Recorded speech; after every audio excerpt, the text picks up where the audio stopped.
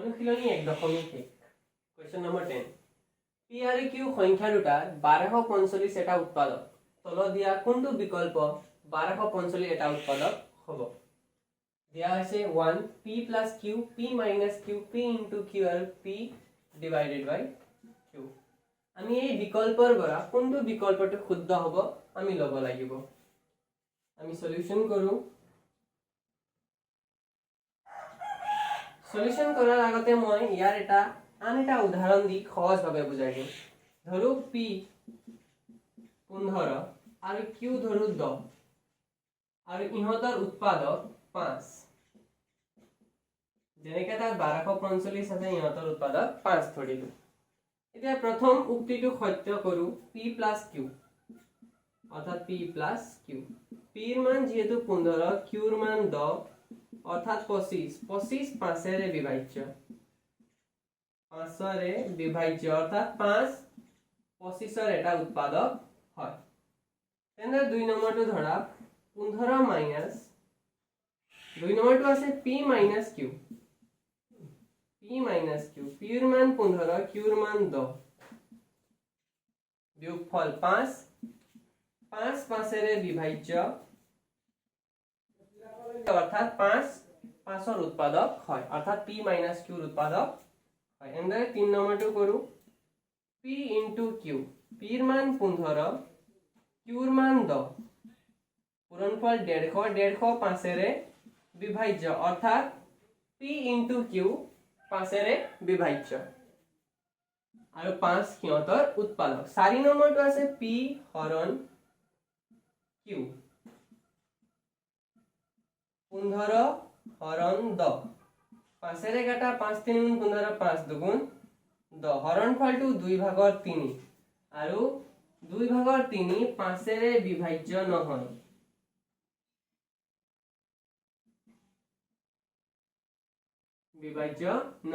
অৰ্থাৎ p by q ৰ 5 উৎপাদক নহয় গতিকে আমি গম পালো p plus q p minus q আৰু p into q 5 ৰ উৎপাদক গতিকে এই বুৰ সত্য উক্তি কিন্তু p divided by q 5 ৰ উৎপাদক নহয় অৰ্থাৎ এই উক্তিটো ভুল এনেদৰে ইয়াদ কৰি চাও এতিয়া কৰো আমি প্ৰকৃত কোৱেশ্চনটো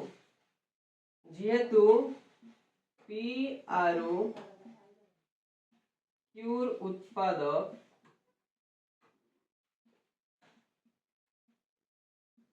1245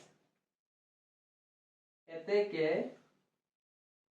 p যদি আমি 1245 এৰে হৰণ কৰো আমি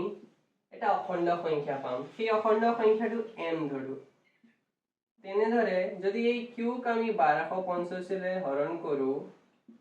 আমি আৰু এটা অখণ্ড সংখ্যা পাম তাক আমি ধৰো n p ৰ মান হ'ব 1245 হৰণ আৰু এই ফালে গলে পূৰণ এনেদৰে ইয়াৰ পৰা q ৰ মান উলোৱা 1245 পূৰণ হৈ যাব কাৰ লগত n ৰ লগত ইয়াক ধৰা সমীকৰণ 1 আৰু ইয়াক ধৰা সমীকৰণ 2 এতিয়া আমি প্ৰকৃত প্ৰশ্নলৈ যেহেতু আমি p আৰু q ৰ মান পালো গতিকে p plus q2 কৰি চাও p ৰ মান আমি পাইছো 1245m আৰু q ৰ মান পাইছো 1245n যেহেতু 1245 কমন আছে আমি কমন লম m plus n অৰ্থাৎ 1245 45 এৰে যায় গতিকে এই উক্তিটো সত্য এনেদৰে p minus q p ৰ মান 1245m q ৰ মান 1245n 1245 common m minus n যেহেতু ইয়াতো 1245 আছে অৰ্থাৎ 1245 p minus q ৰ এটা উৎপাদক গতিকে এই উক্তিটো সত্য এন্ডাৰ 3 নম্বৰটো কৰি চাও p into q p ৰ মান 1245 m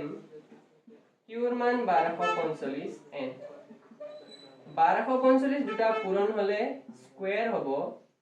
আৰু m যেহেতু 1245 আছে অৰ্থাৎ এই উক্তিটো সত্য। 4 নম্বৰ উক্তিটো আছে p divided by q। p divided by q, p ৰ মান 1245 m, q ৰ মান 1245 n। 1245 কটা গল, থাকি গল m আৰু n। m আৰু n ক 1245 ৰে না যায়, যেহেতু আমি ইয়াত পোৱা নাই 1245, অৰ্থাৎ এইটো উক্তিটো ভুল। গতিকে আমাৰ শুদ্ধ উত্তৰটো হ'ব কেৱল 1, 2 আৰু 3। কুৱেশ্যন নম্বৰ 11, স্তম্ভ 1 ৰ লগত স্তম্ভ 2 মিলাব লাগিব। প্ৰথম p টো দিয়া হৈছে স্তম্ভ 1ত, মৌলিক নাইবা যৌগিক কোনোটোৱেই নোহোৱা সংখ্যাটো হ'ল। কোনবোৰ সংখ্যা মৌলিক বা যৌগিক নহয়? মৌলিক সংখ্যা কাক বোলে? যিবোৰ সংখ্যাৰ মাত্ৰ দুটা উৎপাদক থাকে। মৌলিক মানে মাত্ৰ দুটা উৎপাদক, মাত্ৰ দুটা উৎপাদক। আৰু যৌগিক সংখ্যাৰ দুটাতকে বেছি।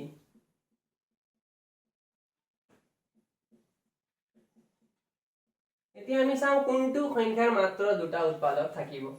18, 2 3 গুণ 6, 6 3 গুণ 18, অৰ্থাৎ ইয়াক 2 ৰেও যায়, 1 ৰে যায়, 3 ৰে যায়, 6 ৰে যায়, দুটাতকে বেছি আছে। মৌলিকো নহয় আৰু যৌগিক হয়। 3 নম্বৰটো চোৱা, 3 ৰ উৎপাদক হ'ল 1 আৰু 3, অৰ্থাৎ এই সংখ্যাটো মৌলিক। 2 ৰ উৎপাদক হ'ল 2 আৰু 1, আৰু 3 ৰ 1 ৰ উৎপাদক হ'ল 1, অৰ্থাৎ ইয়াৰ মাত্ৰ এটাই উৎপাদক আছে। গতিকে মৌলিক নাইবা যৌগিক কোনোটোৱেই নোহোৱা সংখ্যাটো হ'ল কোনটো সংখ্যা মৌলিকো নহয় যৌগিকো নহয়। যেহেতু ইয়াৰ দুটাতকে বেছি উৎপাদক ই যৌগিক, ইয়াত নপৰে। তিনটো ইয়াৰ দুটা উৎপাদক আছে, অৰ্থাৎ ই মৌলিক। আৰু 2টো দুটা উৎপাদক ইও মৌলিক, কিন্তু 1ৰ উৎপাদক মাত্ৰ এটা, অৰ্থাৎ ই যৌগিকো নহয় আৰু মৌলিকো নহয়। প্ৰথমৰটো হ'ব 4। এনেদৰে একমাত্ৰ যুগ্ম মৌলিক সংখ্যা। এতিয়া ইয়াত মৌলিক সংখ্যা 3 আৰু 2 মাত্ৰ আছে। 3টো অযুগ্ম আৰু 2টো যুগ্ম, গতিকে যুগ্ম মৌলিক ক'লে আমাৰ 2। এনেদৰে আৰটো চোৱা, 12, 15, 21 ৰ গসাউ 12, 15 আৰু 21, সকলো সংখ্যা 3 ৰে যায়। 3 4 গুণ 12, 3 5 গুণ 15, 3 7 গুণ 21, অৰ্থাৎ গসাউ কিমান? 3। গতিকে আৰৰ হ'ব 3। আৰু এনেদৰে 2 আৰু 9 লসাগু, 2 আৰু 9 লসাগু উলিওৱা কোনো সংখ্যাৰে নাযায়, অৰ্থাৎ 1 ৰে যাব, 1 2 গুণ 2, 1 9 গুণ 9, লসাগু হ'ব 2 9 গুণ 18। পূৰণফল কৰি চালে কিমান পালো? 18, অৰ্থাৎ Q2 হ'ব 1। এতেকে আমাৰ শুদ্ধ উত্তৰটো হ'ব P equal to 4, Q equal to 3, R equal to 2, আৰু Q equal to 1 নম্বৰৰ উক্তিটো। গতিকে এইটো আমাৰ শুদ্ধ উত্তৰ। কুৱেশ্যন নম্বৰ 12,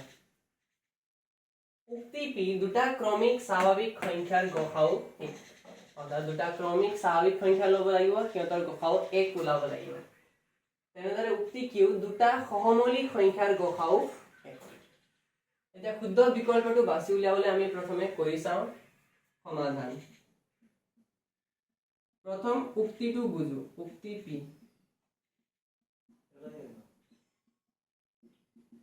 উক্তি P দুটা ক্ৰমিক স্বাভাৱিক সংখ্যাৰ গসাউ। স্বাভাৱিক সংখ্যা হ'ল 1 ৰ পৰা আৰম্ভ কৰি সকলো যুগ্ম সংখ্যা, অৰ্থাৎ অসীমলৈ। আমি যিকোনো দুটা ক্ৰমিক লম, অৰ্থাৎ সিৰিয়াল নাম্বাৰ 1 আৰু 2 ধৰা, 1 আৰু 2, সিহঁতৰ গসাউ লোৱা। 1 ৰ উৎপাদক 1, 1 পূৰণ 1, আৰু 2 ৰ উৎপাদক 2 পূৰণ 1। এটাকে গসাউ 1 আৰু 2 এৰ গসাউ ওলাব 1 আৰু 1 যেহেতু আমি 1 আৰু 2 অর্থাৎ দুটা ক্রমিক স্বাভাবিক সংখ্যার গসাউ 1 পালো এই উক্তিটো প্রথম উক্তিটো সত্য এতিয়া আমি দ্বিতীয় উক্তি অর্থাৎ উক্তি কিউটো চাও উক্তি কিউ যিকোনো দুটা সংখ্যা সহমৌলিক কেতিয়া হ'ব যেতিয়া সিহঁতৰ উৎপাদকত কিমান থাকে সাধারণ উৎপাদক 1 থাকে তেনে আমি দুটা মৌলিক সংখ্যা লওঁ 3 আৰু 5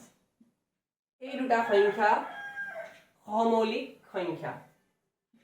3 ৰ উৎপাদক ওলোৱা যেহেতু আমি গসা ওলাব লাগিব গতিকে আমি ওলাম 3 ৰ উৎপাদক অৰ্থাৎ 1 পূৰণ 3 আৰু 5 ৰ হ'ব 1 5 গুণ 5 এটা গসাগু উলিওয়া গসাগু ইকুয়াল টু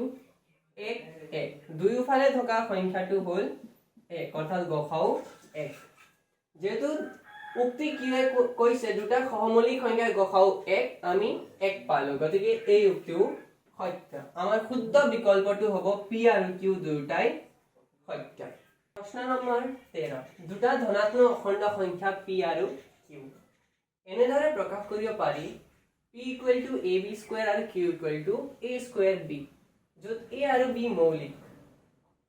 p আৰু q ৰ লসাগু হ'ব আমি p আৰু q লসাগু উলিয়াব লাগিব যেহেতু দিয়া হৈছে p ৰ মান দিয়া হৈছে ab² উৎপাদীকৰণ কৰা a পূৰণ b দুটা আছে অৰ্থাৎ b পূৰণ b তেনেদৰে q ৰ মান a²b অৰ্থাৎ a দুটা পূৰণ আৰু এটা b পূৰণ যেহেতু আমি লসাগু ওলাব লাগিব লসাগু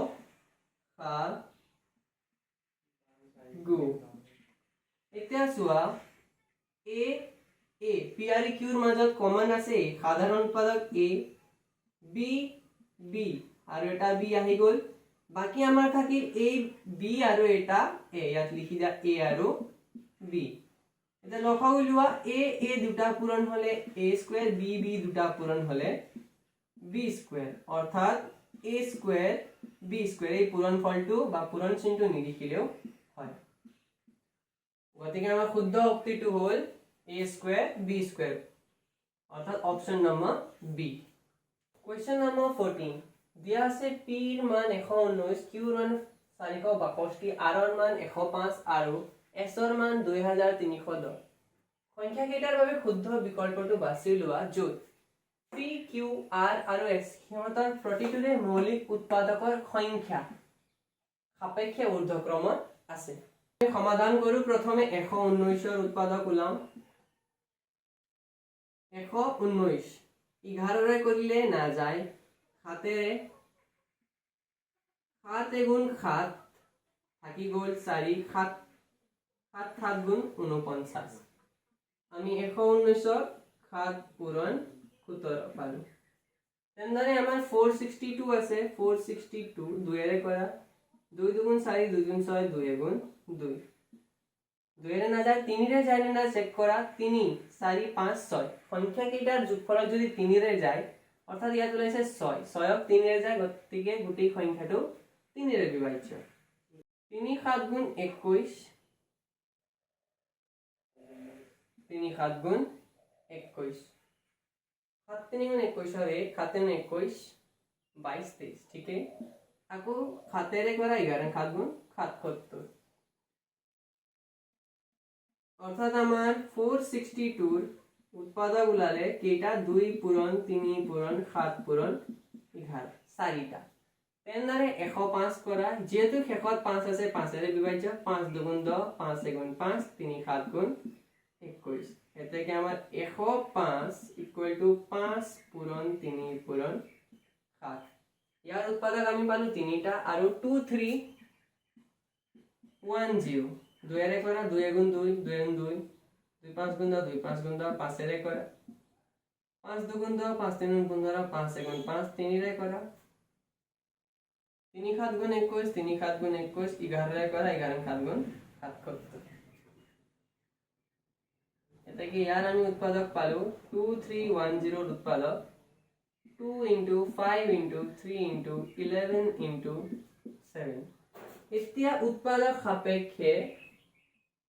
আমি ঊৰ্ধ্বক্ৰমত সজাম যেটো এইটো p এইটো q এইটো r এইটো s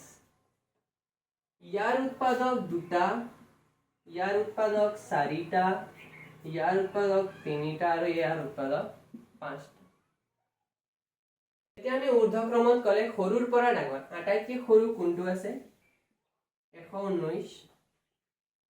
তাতকৈ ডাঙৰ আছে 119ত আৰু তিনটা অংক বিশিষ্ট 105 এইটো হল 4 আৰু 5 অৰ্থাৎ 4 টোৰ লম 462 আৰু ইয়াৰ উৎপাদক আছে 5টা অৰ্থাৎ সকলোতকৈ ডাঙৰ সংখ্যাটো হল 2310 ইয়াৰ মান p 105 হল r 462 হল আমাৰ 462 q আৰু 2310 টো আমাৰ s শুদ্ধ উত্তৰটো এইটো অৰ্থাৎ আমাৰ শুদ্ধ উত্তৰটো হ'ব PRQS PRQS কোৱেশ্চন নম্বৰ 15 উক্তি 3 আৰু 10 সহমৌলিক সংখ্যা যুক্তিয়াৰ a আৰু b সহমৌলিক হ'ব যদি সিহঁতৰ একৰ বাহিৰে আন কোনো সাধাৰণ উৎপাদক নাই আমি প্ৰথমে উক্তি এটো সমাধান কৰি চাও সত্য হয় নি অসত্য হয় আমি প্ৰমাণ কৰিম যেটো কৈছে 3 আৰু 10 সহমৌলিক অৰ্থাৎ সিহঁতৰ সাধাৰণ উৎপাদক কিমান হ'ব লাগিব 1 3 পূৰণ 1 2 পূৰণ 5 পূৰণ 1 এতেকে 3 আৰু 10 সাধাৰণ উৎপাদক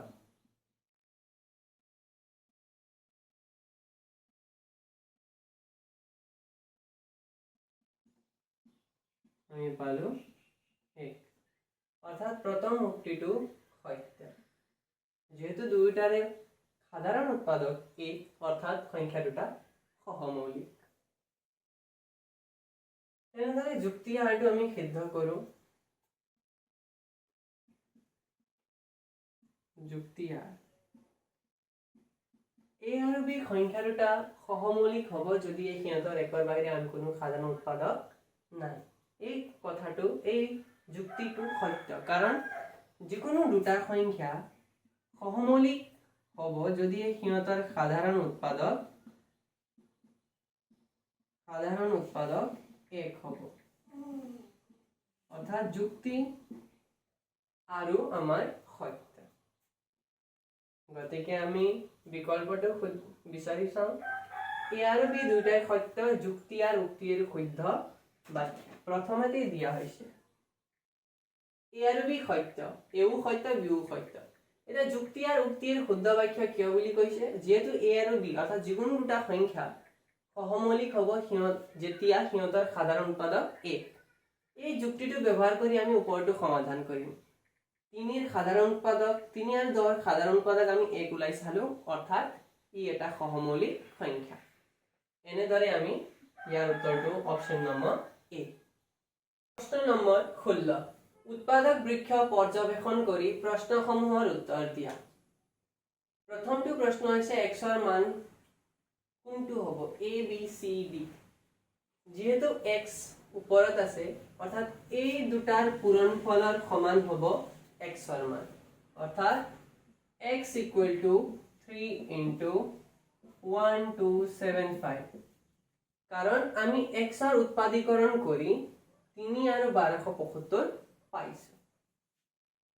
গতিকে এই দুটা পূৰণ কৰিম 5 3 15 ৰ 5 7 3 21 22 ৰ 2 3 6 के 7 8 6 7 8 3 3 3825 আমাৰ শুদ্ধ উত্তৰটো হৈছে 3825 অপচন দ্বিতীয় প্ৰশ্ন y ৰ মান হ'ব 5 25 17 3 a b c d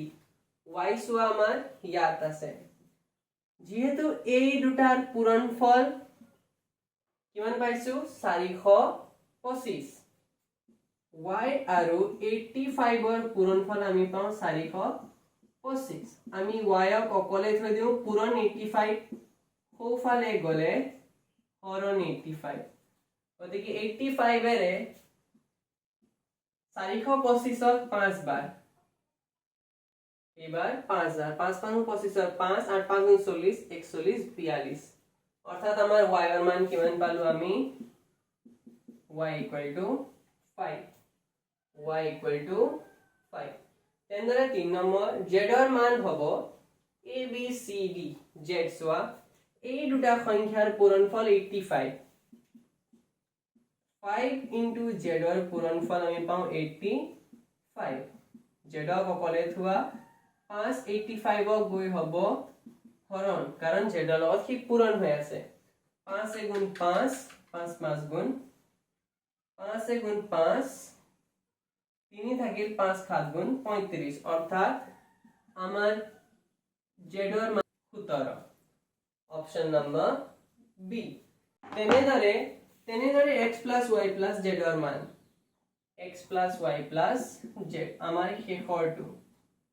আমি x এর মান পালো 3825 y এর মান আমি পালো 5 আর আমি z এর মান পালো 17 এটা যোগ করো 5 5 10 17 এর 7 হাতে হলে 2 1 3 1 4 3847 আমার শুদ্ধ উত্তরটো হল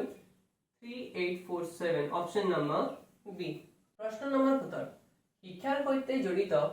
এটা বেসৰকাৰী সংস্থাৰ দ্বাৰা পৰিচালিত আন্তঃবিদ্যালয় আলোচনা চক্ৰ এখনত অংশগ্ৰহণকাৰীসকল বিভিন্ন বিষয়ৰ শিক্ষাবিদ বিজ্ঞান ইংৰাজী আৰু গণিতত অংশগ্ৰহণকাৰীৰ সংখ্যা ক্ৰমে 60 84 আৰু 108 প্ৰশ্ন নম্বৰ 1 প্ৰতিটো কোঠাত একে বিষয়ৰ সমান সংখ্যক অংশগ্ৰহণকাৰী বহিব পাৰে প্ৰতিটো কোঠাত সৰ্বোচ্চ কিমান সংখ্যক অংশগ্ৰহণকাৰী বহিব পাৰিব আমাক দিয়া হৈছে ইংৰাজীত 60 জন বিজ্ঞানত 60 জন ইংৰাজীত 84 জন আৰু গণিতত 108 জন আছে এওঁলোকক এনেদৰে কোঠাত বহাব লাগিব যে সকলো সমান এটা কোঠাত সমান সংখ্যা হয় এতেকে আমি উলাবলৈ সৰ্বোচ্চ সংখ্যক অংশগ্ৰহণকাৰী কিমান জন এটা ৰুমত বহিব গতিকে আমি উলাম গসা উ 2 3 গুণ 6 0 0 2 4 গুণ 8 2 2 গুণ 4 2 5 গুণ 10 2 4 গুণ 8 আকৌ 2 এৰে কৰা 2 15 30 2 2 গুণ 4 2 1 গুণ 2 2 গুণ 4 1 থাকিল 14 2 7 গুণ 14 3 ৰে কৰা 3 5 গুণ 15 3 7 গুণ 21 3 9 গুণ 27 এটা ইয়াত চোৱা এই সংখ্যা তিনিটাই এই সংখ্যা তিনিটাকে গৈছে বিভাজ্য হৈছে অৰ্থাৎ আমাৰ গসাউ হ'ব 2 2 3 এতেকে গসা উ ইকুয়াল টু 2 পূরণ 2 পূরণ 3 অর্থাৎ 3.5 গুণ 12 জন সর্বোচ্চ কিমান সংখ্যক অংশগ্রহণকারী বহিব অর্থাৎ সর্বোচ্চ বহিব পারা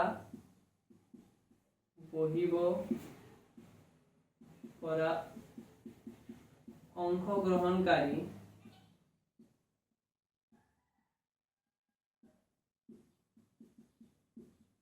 সংখ্যা হল 12 জন 17 প্রশ্ন নম্বৰ 2 অনুষ্ঠানটিৰ বাবে অতি কমেও কিমান কোঠাৰ প্ৰয়োজন হ'ব যেহেতু এটা কোঠাত কিমান জন বহিব পাৰে 12 জনকে বহিব পাৰে আৰু আমাৰ মুঠ মানুহ কিমান আছে এইটো আমি উলিয়াই লওঁ মুঠ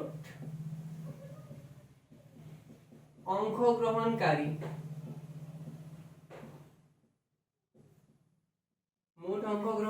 60 যোগ 84 যোগ আৰু আমাৰ কিমান আছে 108 যোগ কৰা মুঠ অংশগ্ৰহণকাৰী উলিওৱা 8 4 12 2 8 1 9 9 6 9 6 হ'ব আমাৰ 15 15 5 হাতে গলে 1 1 1 2 আমাৰ মুঠ অংশগ্ৰহণকাৰী আছিল 252 জন আৰু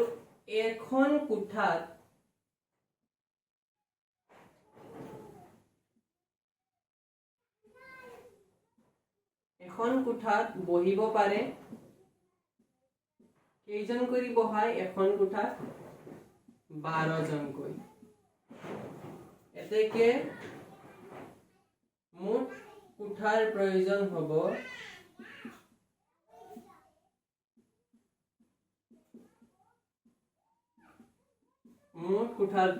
হ'ব অংশগ্ৰহণকাৰী 12 ৰে হৰণ কৰা 12 দুগুণ 24 12 গুণ 12 অৰ্থাৎ 21টা কোঠাৰ প্ৰয়োজন হ'ব। প্ৰশ্ন নম্বৰ 3 60 84 108 লসাউ উলিওৱা। সমাধান 60 84 108 2 ৰে কৰা 2 3 গুণ 6 2 0 গুণ 0 2 4 গুণ 8 2 2 গুণ 4 2 5 গুণ 10 2 4 গুণ 8 আকৌ 30ক 2 ৰে যায় 2 15 29 42ক 2 2 গুণ 4 2 গুণ 2 5ক 2 2 গুণ 4 1 থাকিল 14 2 7 গুণ 14 তেনে ইয়াক 3 ৰে যায় 3 5 গুণ 15 3 7 গুণ 21 3 9 গুণ 27 এতিয়া এই তিনিটা সংখ্যাৰ ভিতৰত যিকোনো দুটা সংখ্যা এটা সংখ্যাৰে গলেই হল কিন্তু 5ক 5 ৰে যায় 7ক 5 ৰে না যায় 7ক 7 ৰে যায় কিন্তু 7 ৰে 9ক না যায় গতিকে আমি ইমানতেই থৈ দিম এতেকে লসাগু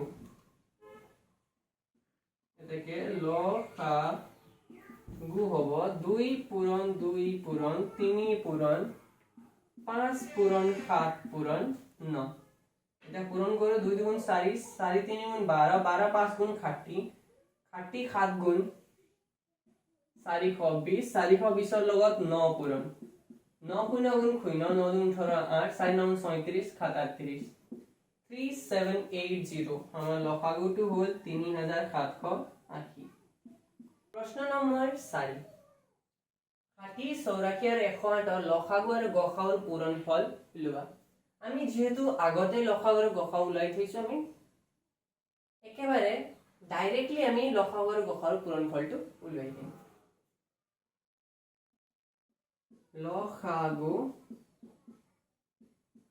পূৰণ গসাউ লসাগু আমাৰ ওলাইছিলে 3 7 যেহেতু আমাৰ লসাগু আছিলে 3780 আৰু আমাৰ গসাউ অৰ্থাৎ সৰ্বোচ্চ সংখ্যা কিমান আছিলে 12 গতিকে আমি উলাই থাকিব নালাগে আমি ডাইৰেক্টলি কৰিম লসাগু আমাৰ 3780 আৰু গসাউ আমাৰ কিমান 12 পূৰণ কৰা 3780 into 12 শূন্য আজুন 16 হাতলৈ 7 গুণ 14 15 3 গুণ 6 কে 7 শূন্য 8 7 3 শূন্য 6 3 5 4 আমাৰ পূৰণফলটো হ'ল 45360